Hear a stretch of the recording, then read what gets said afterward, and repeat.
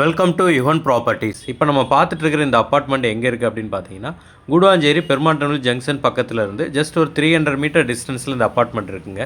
இந்த அப்பார்ட்மெண்ட்டில் உங்களுக்கு லிஃப்ட் ஆப்ஷனும் இருக்குங்க. இங்கே வந்து மொத்தம் 6 வீடு அவைலபிளாக இருக்குங்க. நார்த் ஃபேஸிங்கில் 3 வீடும், சவுத் ஃபேஸிங்கில் 3 வீடும் இருக்குங்க.